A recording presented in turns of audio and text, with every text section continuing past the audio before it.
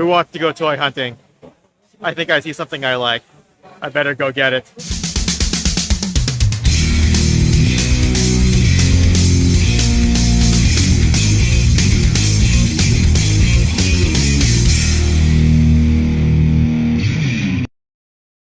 For toy collectors, the adrenaline involved in a large-scale toy hunt is truly unmatchable. But before we head into this 25,000 plus square foot arena and weave through the aisles between the 200 plus tables of toys and other pop culture goodies, we have to go back to where this journey started. I'm from the mainland part of British Columbia, the westernmost province of Canada, and the Victoria Ultimate Toy Fair is located out on Vancouver Island, meaning it took a bit of travel time to get there. So as a vendor, that means loading up the car, driving to the ferry terminal, sitting on a big boat for another 90 minutes, then driving out to the arena, and in fact into the arena itself for a Friday night offload and setup in preparation for an extended 2-day show spanning both Saturday and Sunday. Since the show is hosted by our good friends at Cherry Bomb Toys, their booth is always a sight of vintage and modern toy goodness to behold, and I definitely nabbed some stuff from them, which I will discuss shortly. My own booth with a friend took some time to set up, and here's the L-shaped 16-foot set of tables that I got. A similar setup that you've seen if you follow some of my other toy hunting videos. Part of the fun of signing up as a vendor is knowing you'll be there for the entire duration of the show, providing you some time to mull over the things that you see and potentially want to go back and buy. Of course, if you're a vendor, you can do this at any time over the course of the weekend. This was actually the busiest show that the Ultimate Toy Fair has ever had in its history, and that's going all the way back to this show's inception back in 2008. Attendance was well into the thousands, and the lineup just kept pouring in non-stop over Saturday and was steady right through to the end of Sunday. Some of the footage here won't reflect the actual foot traffic, though some of it will, and the reason for that is I couldn't leave my booth during peak hours, as of course I had to collect a few bucks of cash in order to splurge on the toy hunting that I had to do when it was my time to go out and shop.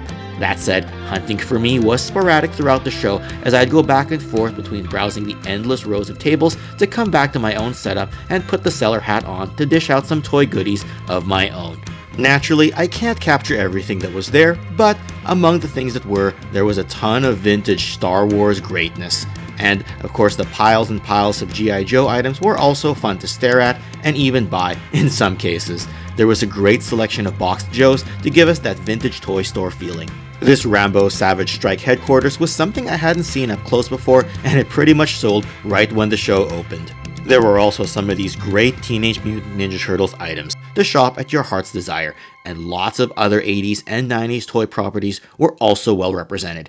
Ages 3 and up was there with their Transformers and Hot Toys dominant booth, and I couldn't help but mark out just a little when I saw these cutesy Popples plushies, as it was one of the few things that my family and I collected together when I was at a very young age.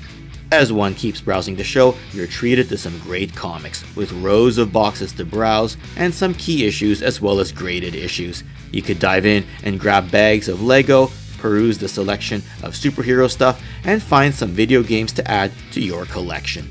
Anywho, I think at this point I'll just quiet down momentarily and just let you all enjoy the view of this incredibly fun show before we look at my own personal toy haul.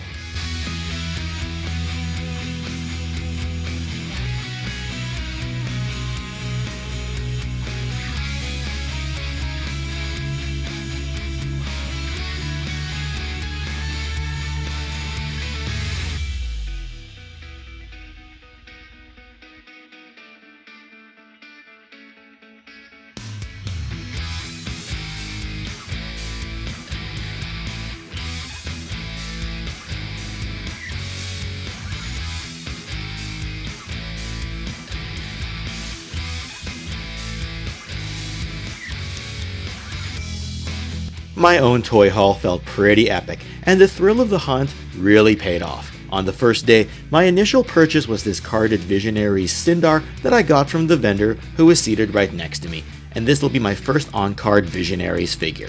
A few tables down, I found a complete Darkstorm also from Visionaries, who was actually the figure from that line that I wanted most, to complement the Leoric figure that's already on my shelf at home.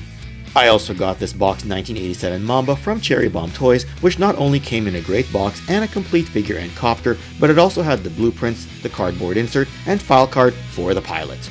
And on the subject of great G.I. Joe items, this rare Crimson Attack tank made its way into my possession. No, it's not complete, but this is such a great color scheme, and if I'm being honest, it was donated to me by my good friend Steve, who was at the show and who's also a patron of this channel, and who also happens to own the new Delta 17 toy line that will be launching in late 2023. Though the item that piqued my interest the most was this original 1966 Green Beret from the 12-inch G.I. Joe line that was before my time. It's got all of its original complete gear and even the additional bazooka, albeit with only one of the 2 rockets from the Special Forces loadout set. On day 2, I doubled down on the 1960s Joes by getting an original action soldier, decked out with a complete combat attack set loadout, a combat helmet, a few gear pieces from the combat field pack, and a grenade launcher, all to make this original Joe of original Joes ready for battle. I then closed out the day by making a deal with my buddy who I actually shared my booth with for this Omega Supreme box. Yes, I pretty much stared at the box the whole weekend as it sat just a few feet from me the whole time, and we made a deal whereby he'd keep the figure inside while I walked away with the box and foam. Sure, the box has seen better days, but the graphics are strong enough to make a good display piece. All in all, the show was a total success in terms of attendance, fun adventures, and toy haul stories and findings. I got to meet some friends who I've known online for years and only now got to meet in person. And as a hilarious final story, one of the buyers even paid me almost entirely in coins and small change, so all of that adds to the uniqueness of this trip. Anyway, take a look at the sight to behold in this toy room and absorb it, because we'll be back again in the fall for yet another fun and amazing toy event. And if you enjoyed this video, don't go anywhere just yet. You can have a look at some of my other toy hunts and even some toy history videos by clicking on the links on your screen right here. Subscribe if you already haven't, press that like button to spread this video to more viewers, and share it with your friends. And with that, I'll see you again soon with some more of my favorite toys. Thanks again, and take care.